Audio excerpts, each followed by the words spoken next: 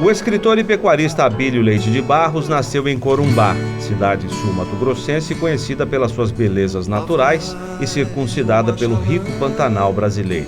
Cidade também que teve um papel importante na Guerra do Paraguai. Foi palco da Guerra da Tríplice Aliança, quando o Brasil se juntou à Argentina e ao Uruguai para derrotar o país vizinho. Corumbá chegou a ser ocupada pelas tropas paraguaias de 1865 a 1867. A Praça da República, no centro da cidade, foi palco da última batalha. Ali, o Brasil reagiu e expulsou os invasores. Abílio viveu ali, na cidade histórica e bela de Corumbá, por muitos anos com a família, que é uma das pioneiras a chegar no sul do Pantanal. Falou sobre o pioneirismo da família Gomes da Silva e a relação com a família Leite de Barros. Sua família é uma das pioneiras no Pantanal. É a família Leite de Barros que chegou primeiro ou a família Barros? A família Barros. O meu pai, bom, eles são parentes.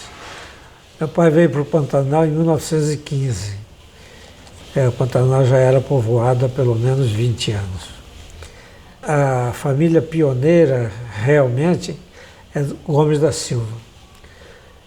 E essa família veio de onde, a Gomes da Silva? O Gomes da Silva veio de Cáceres, ou mais exatamente, da fazenda Jacobina, que ainda existe perto de São Luís de Cáceres. Antes da guerra ainda, ele fez uma experiência do outro lado do rio Paraguai, que é já propriamente no Pantanal da Inhacolândia hoje. Fundou um retiro e levou gado para lá. Mas ele levou esse gado... Até então não tinha pecuária? Não, nessa região não. Mas ele levou esse gado depois de uma enchente, porque primeiro ele começou a criar esse gado na beira do rio Paraguai e fundou ali o retiro. Aí depois veio a enchente, ele teve que correr com o gado e fundou o segundo retiro, que se chama Firme. Hoje, Fazenda Firme, famosa, foi a primeira fazenda dessa região. Já nessa ocasião, um pouco depois, havia gado na beira do rio Taquari, próximo disso aí. Mas esse homem que fundou essa fazenda, estou chamando ele de homem, mas ele se tornou nobre. O rei deu a ele o título de barão.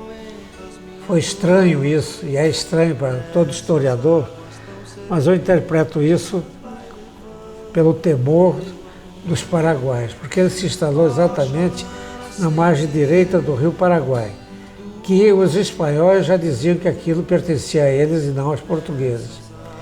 Então, o rei tinha notícia dos paraguaios que se preparavam para uma guerra, possivelmente de invasão. Então ele imaginou que a invasão poderia ser ali, já que eles reivindicavam aquela terra. Então, eu acho que por isso o rei deu ao Gomes da Silva o título de barão. A família Leite de Barros chega ao Pantanal no início do século XX. Na região havia pouca ocupação de homens brancos. Boa parte das terras ficava nas mãos de indígenas que havia séculos habitavam ali. A relação com a família Gomes da Silva tornou-se forte e se solidificou com a união de 2 de seus integrantes. Casaram-se na vila de Nossa Senhora do Livramento, em Mato Grosso, Maria Mercedes de Barros e Joaquim Eugênio Gomes da Silva, apelidado de Inheco. O casal foi morar em Corumbá. Por causa da atuação e do espírito empreendedor, Inheco deu nome à região conhecida como Inhacolândia, a maior dos pantanais existentes em Mato Grosso e Mato Grosso do Sul. Uma filha um filho desse barão casou-se com uma Barros, do Livramento. Os Barros são do Livramento, os Gomes da Silva da Jacobina. E no Livramento era uma cidade pequena, próxima de Cuiabá, a uns 20 quilômetros, e a origem dessa cidade foi a mineração. E os bandeirantes é que fizeram a mineração nessa área, que tinha um córrego que ficou famoso na história, o córrego de Cocais. E aí, no córrego de Cocais, que fundaram essa cidadezinha, onde está toda a minha família, Barros e Leite de Barros, tudo veio de lá. E no caso da minha família particular, família do meu pai e da minha mãe. A destreza dos índios e o papel do cavalo pantaneiro foram tema para o monumento ao índio Guaicuru, que está localizado no Parque das Nações Indígenas, cartão postal de Campo Grande.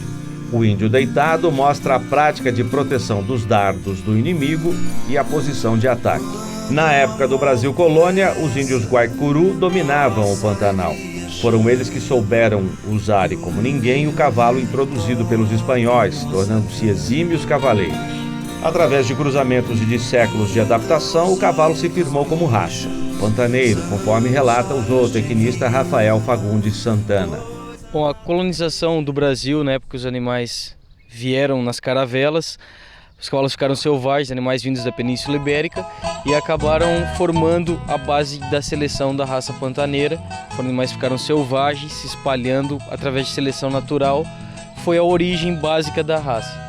Qual foi o papel do cavalo pantaneiro nas bandeiras, na época dos bandeirantes? Os bandeirantes vieram, o método que eles utilizavam para se transportar eram os cavalos, e esses acabaram ficando selvagens, alguns, e se juntando ao rebanho que já existia. E o papel dos índios com o cavalo pantaneiro? Os primeiros a utilizarem os cavalos selvagens que aqui estavam, as manadas grandes, foram os índios Guaicurus. Utilizavam o cavalo na Guerra do Paraguai, foi como instrumento de ataque e defesa. O Pantanal brasileiro é dividido em 11 sub-regiões.